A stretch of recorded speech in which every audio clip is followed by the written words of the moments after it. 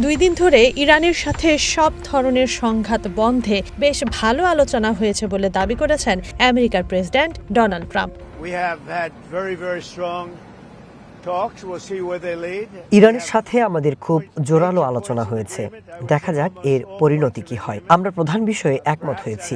আমি বলবো প্রায় সব বিষয়ে সমাধান হয়েছে। মিস্টার উইটকফ এবং মিস্টার কুশনারের মধ্যে আলোচনা হয়েছে। আমি বলবো যদি তারা এই আলোচনা মেনে নেয় তবে সংঘাতের অবসান ঘটবে। তারা একটি চুক্তি করতে খুবই আগ্রহী, আমরাও একটি চুক্তি করতে চাই। আমরা 5 দিনের একটি সময়সীমা নির্ধারণ করেছি, দেখা যাক সেটা কেমন যায়। আর যদি সবকিছু ভালোভাবে চলে তাহলে আমরা এই সমস্যার একটি নিষ্পত্তি করব।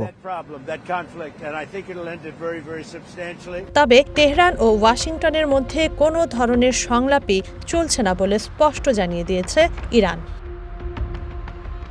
ইরানের পররাষ্ট্র মন্ত্রণালয়ের বরাতে দেশটির আধা সরকারি মেহর নিউজ জানিয়েছে, ট্রাম্পের সাম্প্রতিক মন্তব্যের মূল উদ্দেশ্য বিশ্ববাজারে জ্বালানির দাম কমানো। সামরিক পরিকল্পনা বাস্তবায়নে সময়ক্ষেপণের কৌশল নিয়েছেন ট্রাম্প।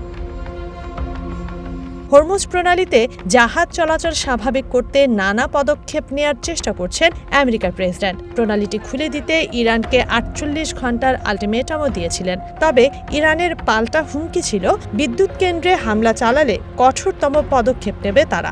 এমন অবস্থায় আগামী 5 দিন ইরানের বিদ্যুৎ ও জ্বালানি অবকাঠামোতে হামলা স্থগিত করেছেন ট্রাম্প। ইরানের পররাষ্ট্র মন্ত্রণালয় বলছে, সংঘাত কমাতে আঞ্চলিক দেশগুলোর কিছু উদ্যোগ আছে, তবে দেশগুলোর উচিত নিজেদের অস্বস্তি সরাসরি যুদ্ধের সূচনাকারী ওয়াশিংটনকে জানানো। তানজিনা অন্ত, ওয়ান নিউজ।